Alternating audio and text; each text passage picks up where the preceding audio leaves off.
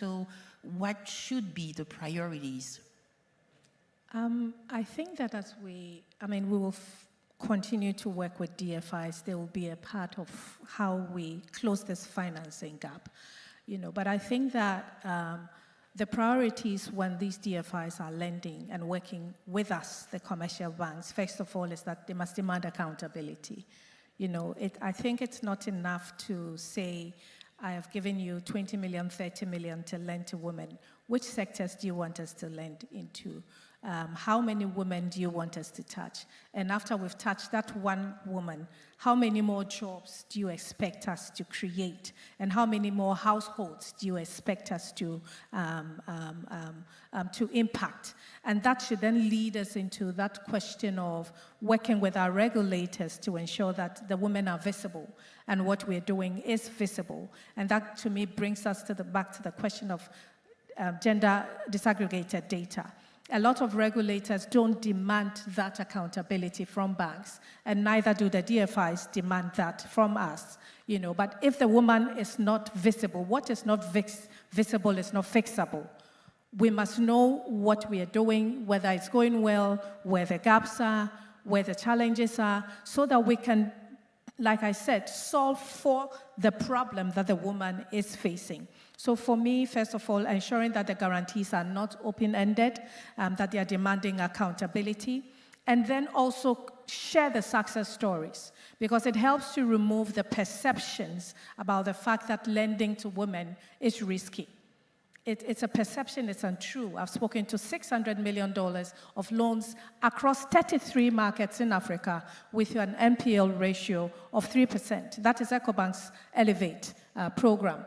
So the more success stories we share, the more good news of how we have moved a business from Tanzania to Rwanda to Kenya, the more you get private capital to flow in, because then they know that it's a viable business. And then for me, the most important thing is for us to pair the DFI funding with the demand side investment. And I can't repeat that enough. The bit about, creating capacity building, building confidence and capability in the woman.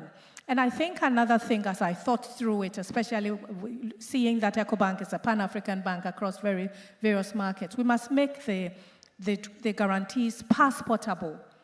What I mean by that is, I am in Kenya.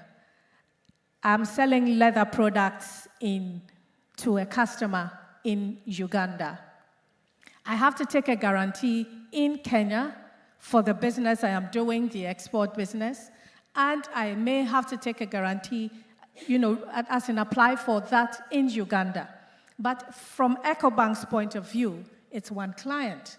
So how do we work to make sure that the guarantees are passportable within the trade corridors that our customers are trading in, so that then we remove the bureaucracy?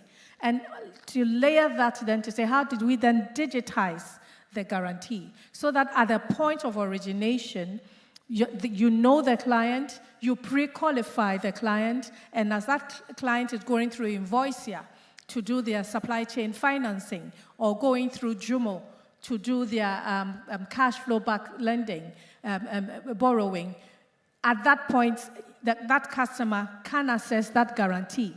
And if there should be a claim that is paid, use that same digital platform to make that payment. So it's seamless. So that's how then you create that identity. You're able to passport the guarantee from one market to the other.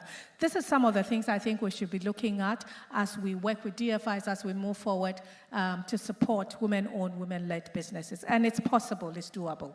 Daniel, you want to react? Just to say that when we renegotiate our partnership, it needs to be a digital guarantee.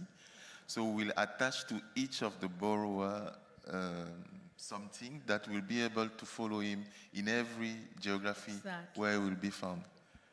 And what that does then is that it also reduces the manual work from our side in terms of how we report. And you, as the DFI, are able to get real-time the utilization of that product, because you measure us by how much we have utilized and penalize us if we don't utilize them too much. But then you can see real time what is happening. And then you are able to then know how to sub-allocate so that your facility is used, to the maximum. You have the maximum utilization that you're looking for. So we should be thinking through and looking forward, in terms of how we build this partnership a bit stronger, I like that. leveraging digital footprints. Yeah.